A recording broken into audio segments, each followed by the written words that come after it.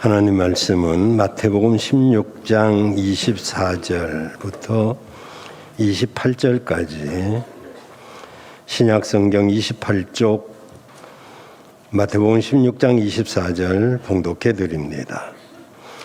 이에 예수께서 제자들에게 이르시되 아무든지 나를 따라오려거든 자기를 부인하고 자기 십자가를 지고 나를 쫓을 것이니라.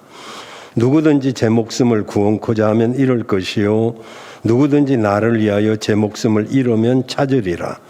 사람이 만일 온 천하를 얻고도 제 목숨을 잃으면 무엇이 유익하리요? 사람이 무엇을 주고 제 목숨과 바꾸겠느냐? 인자가 아버지의 영광으로 그 천사들과 함께 오리니 그때 각 사람의 행한 대로 갚으리라. 아멘. 오직 예수님밖에 없습니다. 오래전에 어떤 학자가 인간을 이루고 있는 성분들을 조합해서 이렇게 발표한 적이 있습니다. 비누 7장 정도 만들 수 있는 지방, 물론 지방이 조금 있는 분은 10장도 만들 수 있겠지만, 또 작은 티스푼으로 이제 7숟갈 정도의 당분, 그리고 대못 하나 정도 만들 수 있는 철분, 그리고 한 그릇의 석회가루, 그리고 성냥 200개 정도를 만들 수 있는 인, 그리고 약간의 소금과 마그네슘, 강아지 한 마리를 청소할 수 있을 정도의 유황. 이 학자는 이 내용을 가지고 인간의 가치는 별거 없다라고 주장을 했습니다. 그럴지도 모릅니다. 육체를 이루고 있는 물질은 따지고 보면 이렇게 지방 또는 당분, 인, 칼륨 이런 것들로 구성되어 있습니다. 그런가 하면 예일대학의 생화학 교수인 모로비츠 박사는 인간의 육체 가격표를 낸 적이 있습니다. 그에 의하면 인간의 인체 내에 있는 화학물질의 요소인 효소, 단백질, 아미노산 등 생화학물질만을 뽑아낸다고 하면 그 가치가 약 600만 불 정도 된다고 발표를 했습니다. 그러나 모로비츠 박사는 그것들을 인체 내에서 살아있는 세포로 만드는 데는 6천만 불의 돈이 들어도 불가능할 것이다 라고 말을 했습니다. 그의 계산 수치가 정확한지는 문외한인 저희들은 알 수가 없습니다마는 한 생물학자의 나름대로의 계산 수치입니다. 분명한 것은 인간은 결코 값싼 존재가 아니라는 점입니다. 단지 물질로 구성된 몸만을 계산할 때 그러하다면 하물며 인간의 영적 세계 그리고 인간의 인격을 어떻게 수치로 계산할 수가 있을까요? 인간의 생명은 값으로 계산할 수 있는 것이 결코 아닐 것입니다. 오늘 본문 말씀에 보면 예수님은 온 천하를 얻는 것과 제 목숨을 잃는 일을 대비해서 우리에게 말씀하고 계십니다. 이 말씀에서 온 천하를 얻는 것, 이 온 천하는 우리가 가질 수 있는 물질 또는 명예, 권세, 쾌락 이런 것들을 자기 것으로 얻어서 누리는 것을 말하고 제 목숨을 잃는 일은 자기 영혼이 버림을 받아 하나님 나라에 들어가지 못하고 지옥에 떨어지는 것을 말씀하고 있습니다. 예수님은 온 천하를 얻기를 원하며 믿음을 위하여 온 천하라도 포기하기를 원하지 않으면 자기 영혼을 잃고야 말 것이라고 하는 그런 말씀이시고, 만약에 영혼을 잃으면 그 영혼은 무엇으로도 바꿀 수가 없음을 강조하고 계십니다. 오늘 저는 진지한 마음으로 우리의 영혼이 왜 이렇게 귀한가를 말씀을 통해서 생각해 보고, 지금은 참 생명의 가치를 알아야 할 때입니다 라는 제목으로 말씀을 드리려고 합니다. 먼저 생명에 관해서 살펴보겠습니다. 데살로니가 전서 5장 23절에 보면 우리 인간은 영과 5장 23절 영과 혼과 육으로 구성되어 있다고 합니다. 잘 띄워주세요. 자, 누누이 말씀드리지만 사람은 세 가지 죽음이 있습니다. 죽음은 분리된 것을 말합니다. 분리가 죽음입니다. 첫째, 내 몸에서 영혼이 분리되면 그것을 육체의 죽음이라고 부릅니다. 이것은 여러분도 다 잘 아는 죽음이죠. 내 육체에서 영혼이 떠나가는 것, 분리되는 것. 두 번째 죽음은 영적인 죽음인데, 이 영적인 죽음은 하나님과 인간이 분리된 것을 말합니다. 내가 숨을 쉬고 있는데 성경은 나를 죽었다라고 말하고 있습니다. 에베소서 2장 1절에 보면 너희의 허물과 죄로 죽었던 너희, 그렇죠? 기도할 때 죽을 뻔한 이게 아닙니다. 죽었던 너희. 우리가 살아있는데 왜 죽었다고 합니까? 하나님과 분리되었기 때문이에요. 이 꽃꽂이를 이렇게 이쁘게 정말 정성을 다해서 아름답게 꼽았잖아요. 이 꽃꽂이는 우리를 기쁘게 하고 하나님께 영광을 돌리는 그런 집사님의 정성, 권사님이 또 정성, 이런 정성들이 빚어낸 것이지만, 그러나 저 꽃은 원 뿌리에서 잘라지는 그 순간 사실은 죽은 것이죠. 살아있는 것처럼 보이지만 저것이 이제 지금 계절 같으면 뭐 일주일 가겠고요. 여름에는 3, 4일밖에 안 가겠죠. 우리가 하나님과 분리되면 그 살아있는 기간이 70이요, 80이요, 이제 조금 더 수명이 연장돼서 100세 인생이라고 할지라도 하나님과 분리된 순간 영적으로는 죽은 것입니다. 그리고 영원한 죽음이 있는데 그 영원한 죽음은 천국과 지옥이 분리되는 것입니다. 사실은 지옥도 영원히 삽니다. 그러나 영벌의 상태에서 살기 때문에 영생이라고 하지 않고 영벌이라고 하고, 천국에서는 주님과 영원히 같이 복락을 누리며 살기 때문에 영생이라고 하는 것입니다. 이렇게 죽음도 세 가지 있듯이 생명도 세 가지입니다. 첫째, 육체적인 생명이죠. 이건 생리적인 생명인데 먹고 마시고 호흡을 통하여 살아가는 육신 그 자체적인 생명을 말합니다. 몸은 인간의 생명을 이루는 아주 중요한 요소입니다. 몸은 주로 단백질로 구성되어 있습니다. 우리 몸의 생명 현상을 구성하고 있는 주역은 단백질, 고분자 화합물 DNA입니다. 그래서 사람의 몸에는 약 3만 개 정도의 다른 종류의 단백질로 구성되어 있습니다. 각 단백질을 구성하고 있는 그 아미노산 종류와 그 결합 순서가 단 한치도 오차가 없이 질서와 조화를 이루고 있다고 합니다. 이것에 의해서 인간은 육체적 생명을 유지하고 있게 되는 것이죠. 만일 한 개의 오차나 실수가 있을 경우 치명적일 수도 있다고 합니다. 그렇지만은 이것이 아무리 잘 조화를 이루고 있고 건강하다 할지라도 인간이 생명이 되기 위해서는 정신적인 세계와 영적인 세계가 아우러져야 되는 것이죠. 그래서 두 번째 생명이 정신적인 생명입니다. 이것은 육체만 가지고는 사람 구실을 할 수 없다는 것을 말하죠.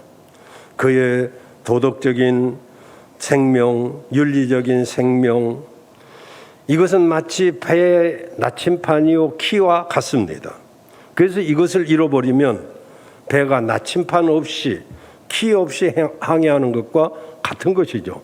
그냥 그저 육체를 이끌고 살아갈 뿐이지 그에게 어떤 방향이나 그에게 나침판이나 키가 없는 것이죠.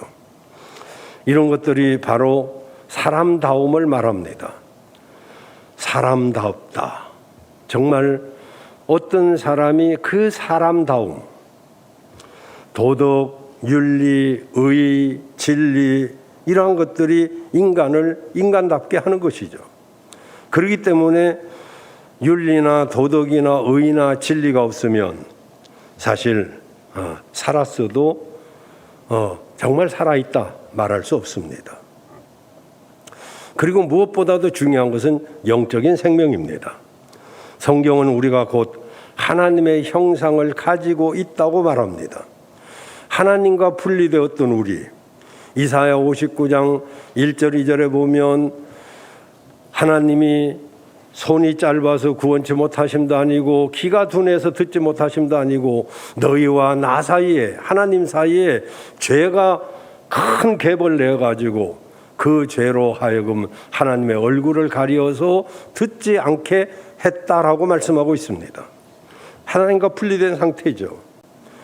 그런데 그 하나님과 분리된 상태, 그것을 하나님께로 이어지게 하는 다리가 필요한데 바로 예수 그리스도가 나와 여러분의 죄를 짊어지시고 대신 죽으심으로 하나님과 우리 사이에 다리가 되어주셨다는 사실입니다.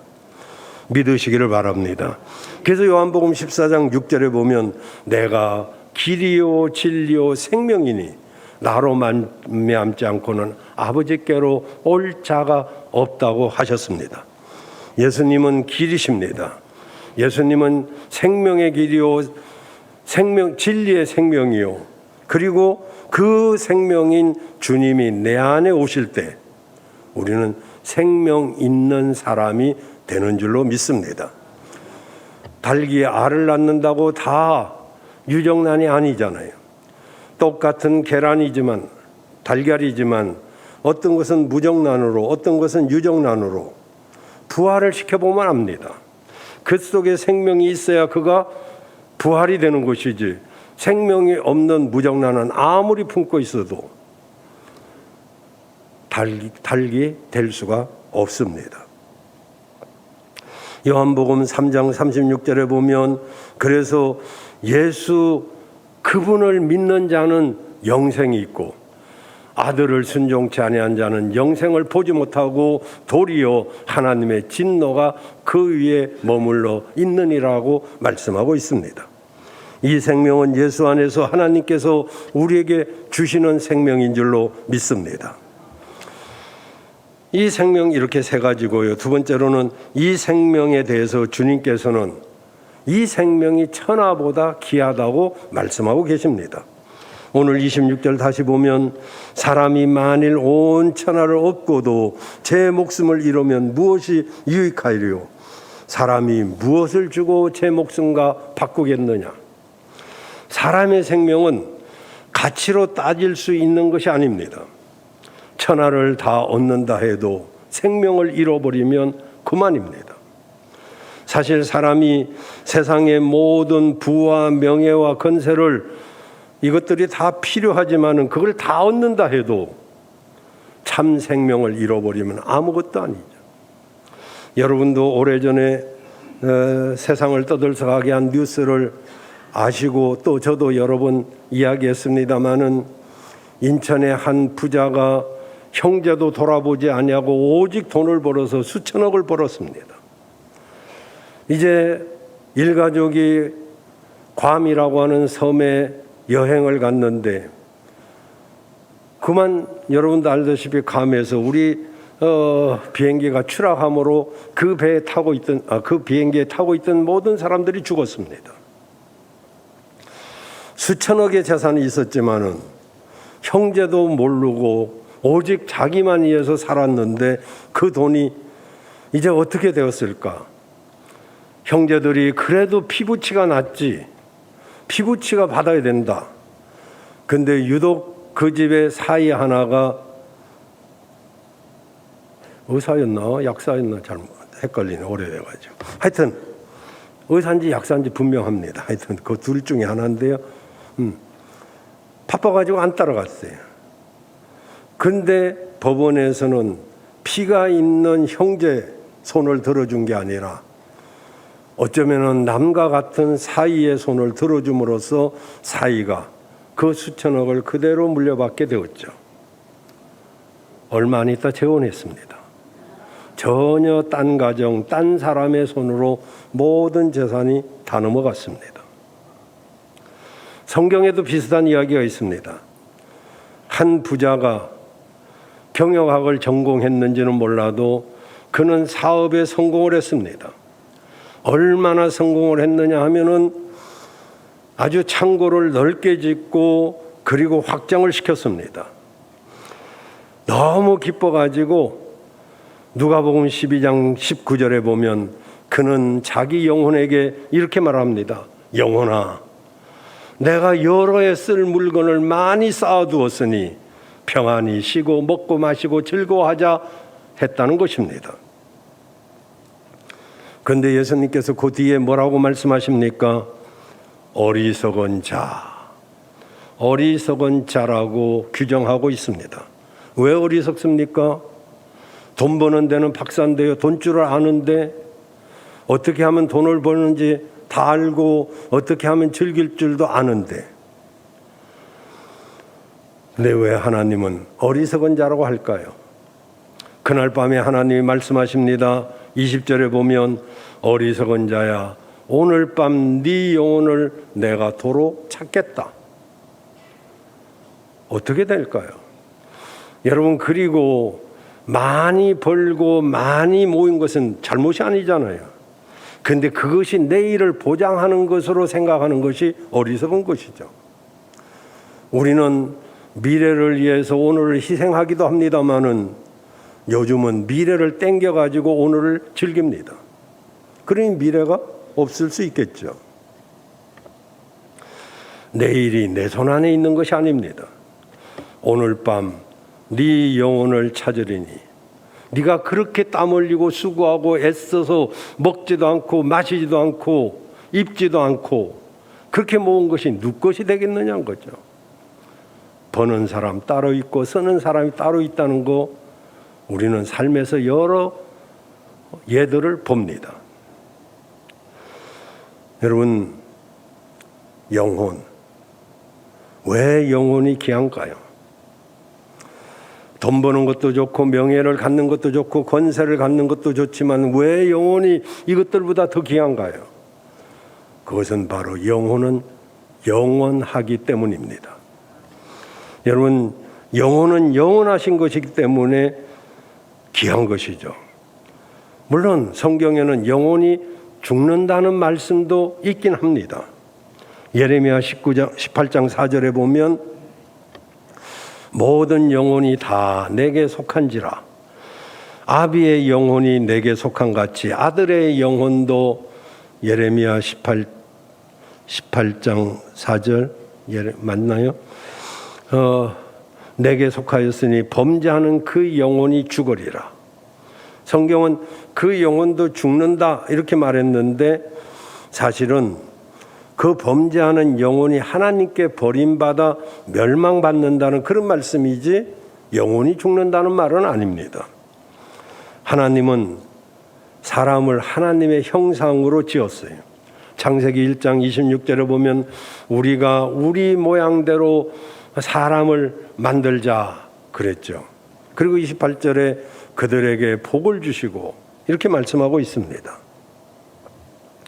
우리 육체는요, 하나님의 형상대로 지음받았고 그리고 우리 영혼은 영원하기 때문에 영혼이 소중한 줄로 믿으시길 바랍니다.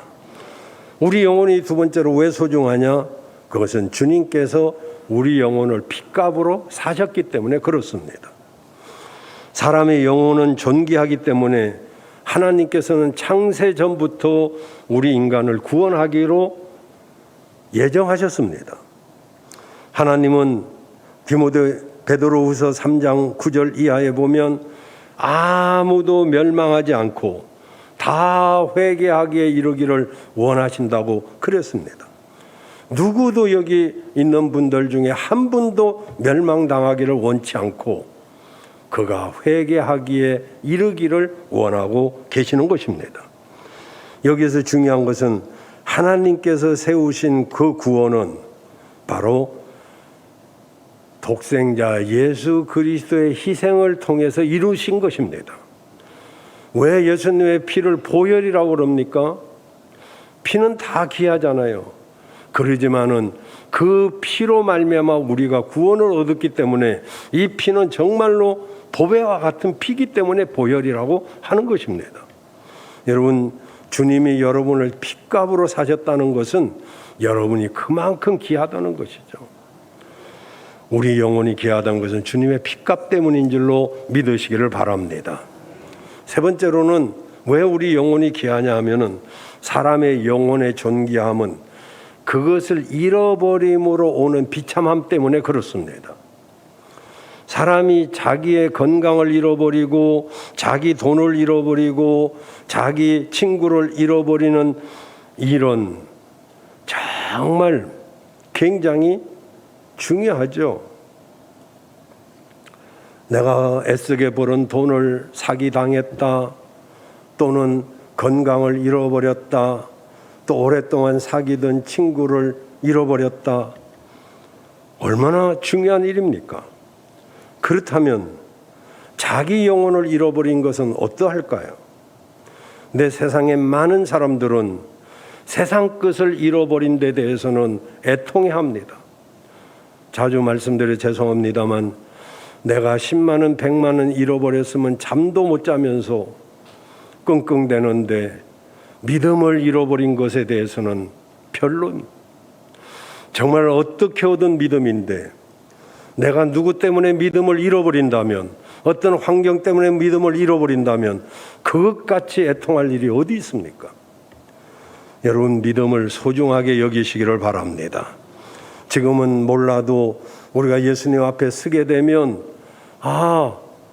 내가 이 믿음 때문에 하나님 나라에 들어올 수가 있었구나 하고 그 믿음 주신 것 때문에 얼마나 감사할지.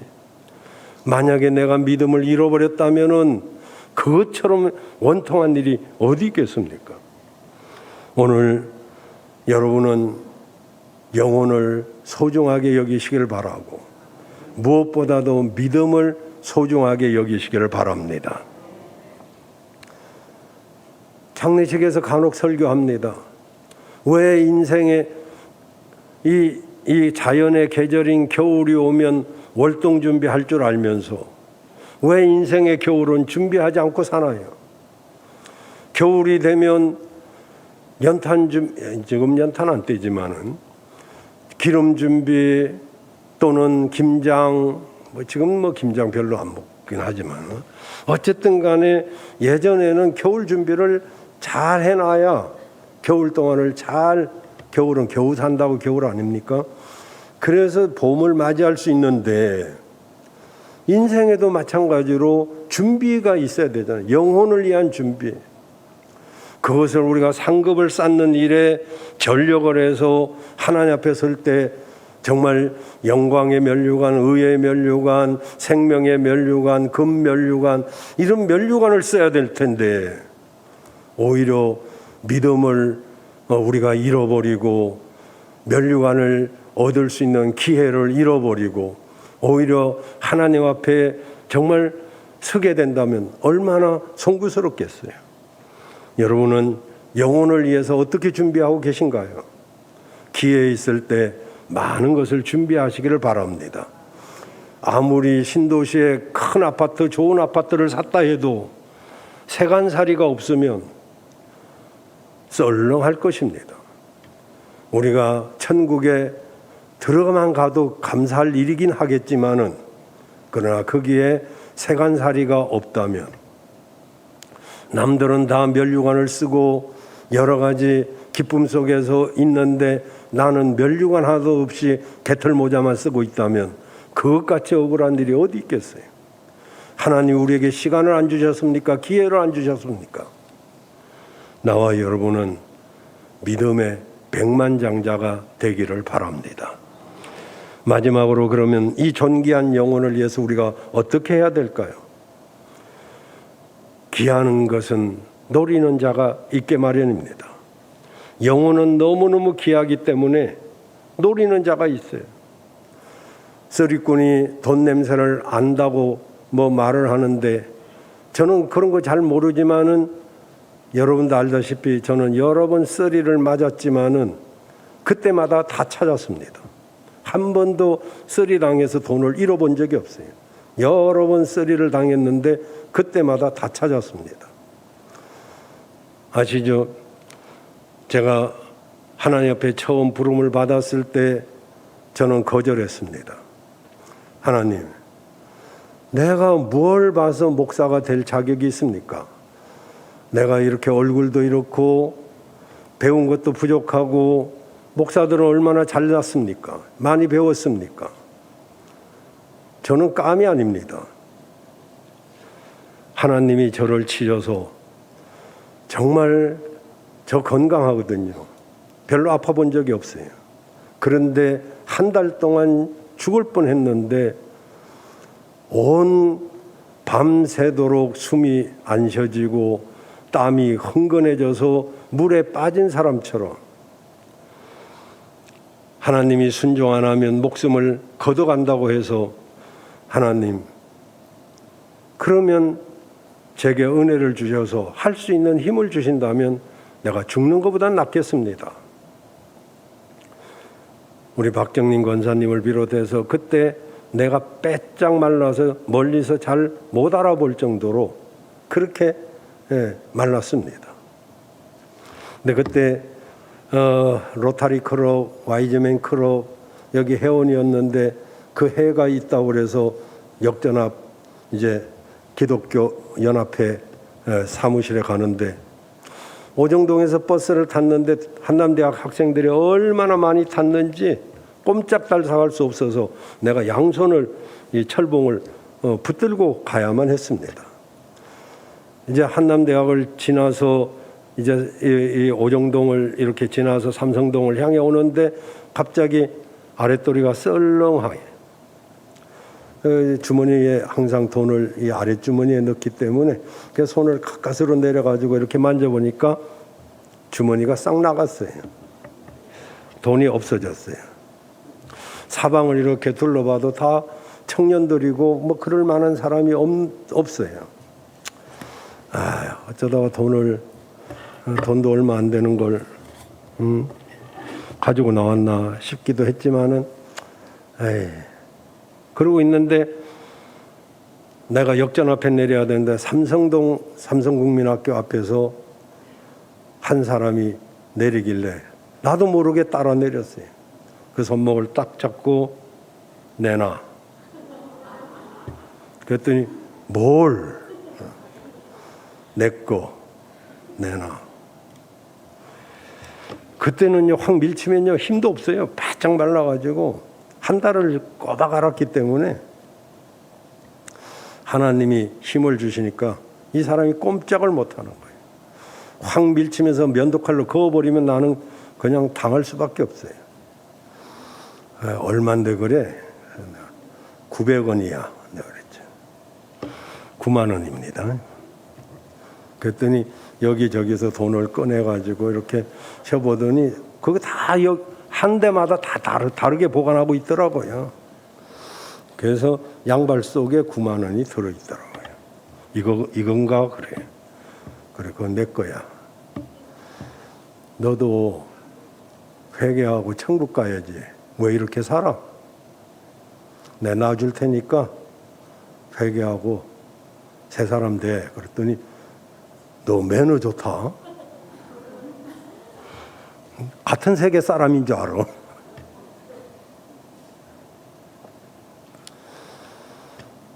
귀한 것은 노리는 자가 있습니다. 귀하지 않다면 누가 노리겠어요?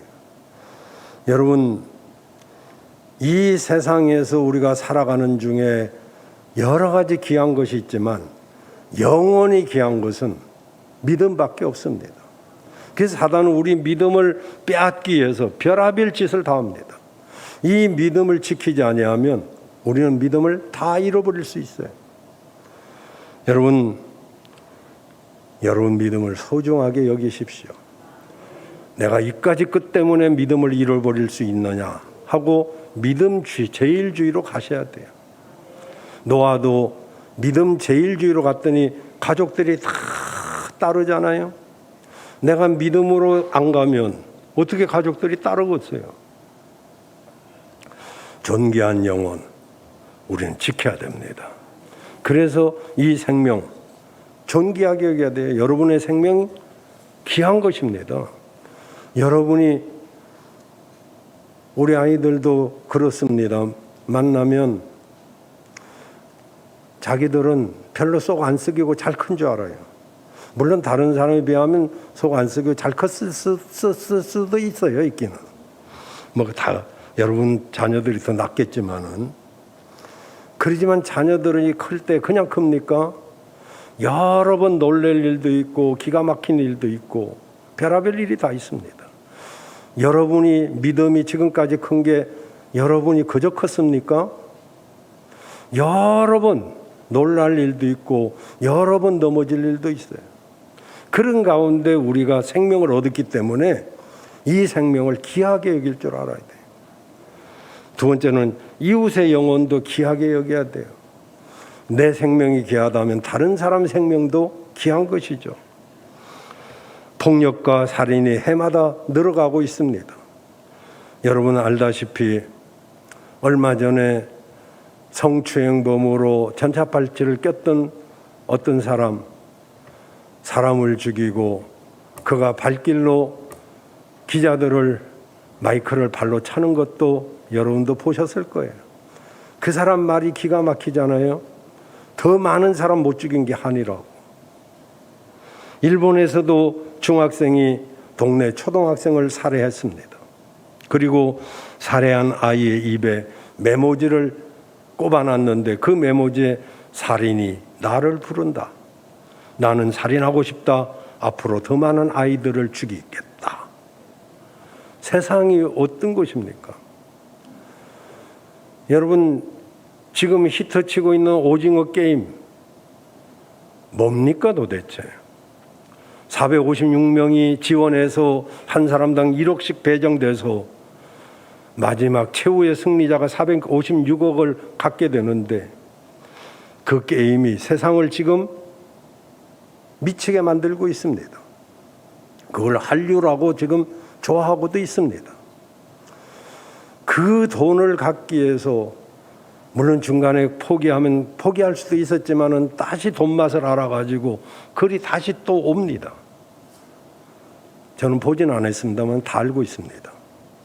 어쨌든 이런 오징어 게임이라든지 서바이벌 게임 이런 것들이 사람들을 미치게 하는데 나중에 주인공은 456원이 456원은 나도 있어요. 456억 원 그걸 두고 10,000원짜리 하나밖에 못 씁니다. 뭐 2탄이 나온다고 하니까 뭐 보겠습니다만은 세상이 이렇습니다, 여러분. 내 생명이 귀하면 다른 사람 생명도 귀하고 내 영혼이 귀하면 다른 사람 영혼도 귀하잖아요. 우리는 언제든지 상대방의 입장도 생각해보고 상대방도 존중할 줄 알아야 됩니다. 그리고 마지막으로 우리는 다른 사람을 주께로 인도할 줄 알아야 돼요. 생명을 얻었다면 생명을 낳아야 됩니다. 아무리 유명한 대학이라도 서울대학이나 하버드 대학이라 할지라도 4년간 한 명의 학생도 들어오지 아니하면 그 학교는 문 닫고 말아야 됩니다. 지금 코로나 시대로 교회들이 많이 어렵습니다. 정말 교회를 위해서 우리가 정말 하나가 되어도 모자란데 이 교회들이 30% 이상 손실을 예상하고 있습니다. 그렇다면 우리가 해야 할 일이 무엇일까요? 소중한 영혼을 하나라도 더 정말 하나님께 복음을 전해서 그들을 주께로 돌아오게 하는 그 위대한 천사도 부러워하는 그 일을 나와 여러분이 해야 될 줄로 믿습니다. 10월달은 선교의 달입니다. 한 영혼이라도 주께로 돌아서게 하는 생명은 그 어떤 것보다 소중해요. 천하보다 더 귀한 것이 생명입니다. 10월달 우리가 한 생명이라도 정말 태어나게 하는 그런 믿음의 한 달이 되기를 바랍니다. 기도하겠습니다. 하나님, 천하보다 귀한 분들 한 분 한 분을 축복해 주시기를 원합니다. 우리 믿음, 하나님이 주신 선물입니다. 귀하게 여기고 잘 간수해서 하나님께 영광 돌리게 하여 주옵소서. 사단 마귀에게 우리 믿음 빼앗기지 않게 하여 주시고 온전히 하나님만 영화롭게 하게 하여 주옵소서. 예수님의 이름으로 기도하옵나이다. 아멘.